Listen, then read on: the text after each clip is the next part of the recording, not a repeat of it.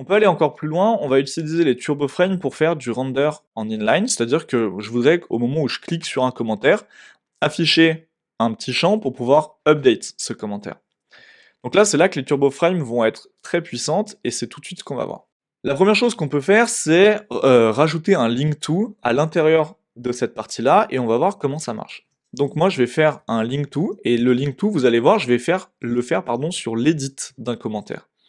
Tout ça, on pourrait se dire que c'est étrange parce que si on veut faire de l'inline, on va pas renvoyer l'utilisateur sur une page dédiée à l'edit d'un commentaire, c'est pas ce qu'on veut, mais on va voir comment les turboframes nous permettent d'associer un peu le meilleur des deux mondes. Donc moi, ce que je voudrais faire, c'est que à la place du P, je voudrais rajouter un lien sur le texte en entier, sur cette page-là. Donc si je recharge ma page avec ça, maintenant chacun des commentaires est bien un lien vers l'edit, et si je clique dessus, pour l'instant, il se passe absolument rien, et j'ai une erreur qui est normale, c'est que pour l'instant, il n'arrive pas à générer la page. Donc on va tout de suite aller créer une action qui s'appelle def-edit, pour l'instant on va mettre absolument rien dedans, et on va réessayer de cliquer, et j'ai toujours une erreur, mais cette fois c'est une 406, qui me dit que justement, il n'arrive pas à render de page.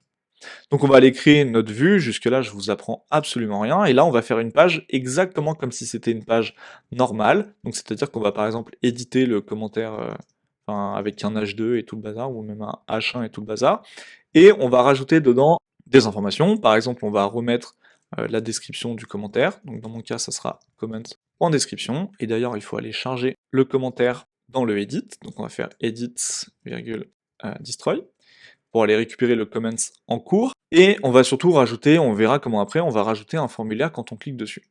Pour l'instant je le fais pas, c'est juste pour l'exemple, enfin c'est juste pour vérifier que tout marche bien. Au moment où je clique, on peut voir que tout disparaît. Pourquoi? Parce que, encore une fois, comme on est déjà dans un contexte de TurboFrame, mais pour la liste des commentaires, Turbo essaye tout seul, par défaut, de remplacer ce qu'il reçoit dans la réponse. Il va essayer de trouver un matching TurboFrame, c'est ce qu'il nous dit ici, pour pouvoir le remplacer par le contenu. Donc nous, c'est pas ce qu'on veut. On veut que ça soit chacun des commentaires qui aille chercher le contenu de l'edit pour le remplacer seulement dans la partie du commentaire. Pour faire ça, rien de plus simple, c'est que à la place d'avoir une div ici, on va pouvoir directement faire une turboframe. Donc ici, je vais faire une turboframe, j'ai plus besoin de l'id parce que maintenant il est implicite.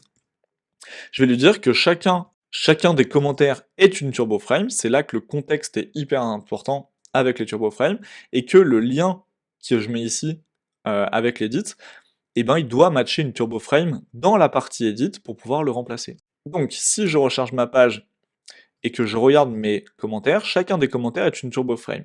C'est-à-dire que chacun des commentaires va être indépendant, leur contexte va être indépendant, et au moment où je vais cliquer sur ce lien, c'est bien seulement cette frame-là qui sera update au besoin avec le contenu de la réponse.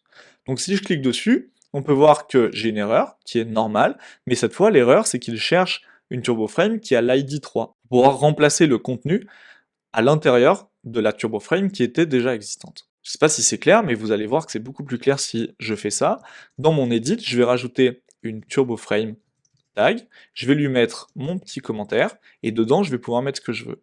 Mais si par exemple ici je mets hello world, ce que va faire Turbo, on va le voir tout de suite, au moment où je clique sur une turboframe, j'ai bien le contenu, et seulement le contenu de la turboframe qui est dans la réponse de l'edit, qui va remplacer le contenu de la turboframe précédente. C'est-à-dire que là, j'ai bien un appel en Ajax qui a été fait automatiquement par Turbo. Il est allé récupérer, on a render la méthode edit de notre contrôleur classiquement. On a bien le H2, la description et Hello World. Et c'est bien seulement Hello World qui a été extrait de cette turboframe là pour remplacer le contenu de la turboframe précédente, mais qui a le même nom. Du coup, vous imaginez totalement ce qu'on peut faire, c'est qu'ici on peut faire un form with, on va lui mettre un modèle avec notre commentaire, et cette fois on va vouloir rajouter une description, enfin rajouter un champ texte field, on va lui dire, bah voilà la description, on va lui mettre une petite classe juste pour pouvoir la repérer, et comme ça, on va pouvoir avoir juste un tout petit formulaire en inline. Si je recharge ma page et que je reclique sur un commentaire, et bien cette fois j'ai bien le contenu et seulement le contenu de ma turboframe qui apparaît, et du coup maintenant si je mets quelque chose à jour, par exemple j'écris updated, et que je soumets ce formulaire là, et ben il se passe quelque chose. Donc le quelque chose, il faut aller le créer, ça va être, vous le devinez, la méthode update. Tac, on va tout de suite aller l'ajouter dans le set comments, on va faire un update, et là on va devoir mettre à jour notre commentaire.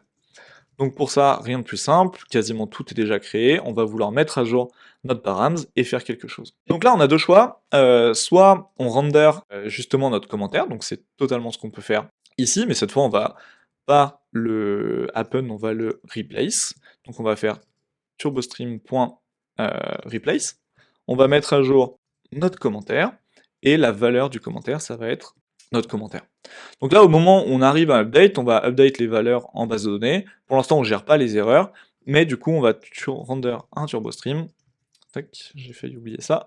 On va render un turbostream qui va aller récupérer la partiale correspondante et qui va aller mettre à jour notre commentaire.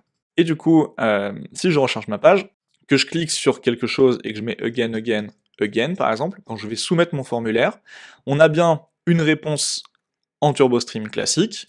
La réponse contient bien seulement la partial update avec mon again, again, again. Et là, on a rechargé toute cette partie-là, avec la poubelle et tout, qu'on a mis à jour grâce à notre réponse. Donc maintenant, quand je fais quelque chose et que je soumets, bah, j'ai bien un système en inline pour mettre à jour quelque chose.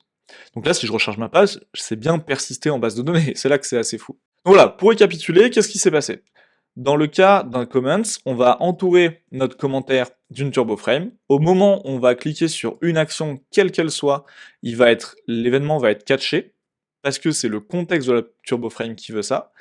La réponse au lien qu'on vient d'envoyer, enfin, quand on clique sur un lien, la réponse que nous renvoie cette page doit absolument contenir, elle aussi, une turboframe qui a exactement le même ID. C'est ce qu'on fait ici, l'ID là est exactement le même, et c'est seulement cette partie-là de la page, seulement cette turboframe-là de la page, qui va être extrait pour justement remplacer la turboframe qu'on avait ici. Donc c'est pour ça que là, on a des réponses qui contiennent toutes les pages, mais c'est bien, enfin là c'est pas cette réponse-là, mais c'est bien seulement une partie de la page qui est mise à jour automatiquement. J'ai toujours, encore une fois, pas une seule ligne de JS à écrire, j'ai pas besoin d'une contexte, j'ai pas besoin de vérifier est-ce que le commentaire est en cours d'édition ou pas, et ainsi de suite, comme on devrait faire en React et en Vue. Là, juste en cliquant sur des liens classiques bateau, et ben il arrive automatiquement à récupérer les infos. Donc ça c'est très cool, et ça marche évidemment sans JS, parce que si vous n'avez pas de JS, ça reste des liens classiques, donc vous pourriez totalement, par exemple dans le cas de l'édit d'un formulaire, quand on clique sur par exemple la description ici, avoir une page qui s'appelle /comment/ le commentaire /edit par exemple. Donc on va pas le faire, mais ça pourrait totalement marcher. Voilà, donc en 2 secondes, là on a refait un TurboStream qui va replace le bazar, et ça c'est plutôt très très cool. Voilà, ça c'est ce que je voulais vous montrer sur la gestion dynamique des commentaires. Donc normalement, vous devrez, si vous avez fait du React et du Vue et des single page applications, vous devriez vous dire que c'est juste trop bien, parce que la complexité elle est quasiment inexistante. Pourtant le résultat il est tout aussi bien que dans une SPA classique. On a mis à jour tout ce qu'on voulait, on a mis à jour des éléments de page différents, mais on pourrait très bien afficher par exemple des flash messages aussi. Vous doutez de comment on peut faire, il suffirait de rajouter des turbostreams là où c'est nécessaire, pour aller mettre à jour une notice quelque part, et avoir un joli élément ici qui dirait votre commentaire a été créé ou je ne sais quoi. Et bah là, vous imaginez qu'il y a, encore une fois, quasiment rien à faire pour ça. C'est juste de l'agencement d'HTML et des turbostreams qu'il faut renvoyer par-ci par-là.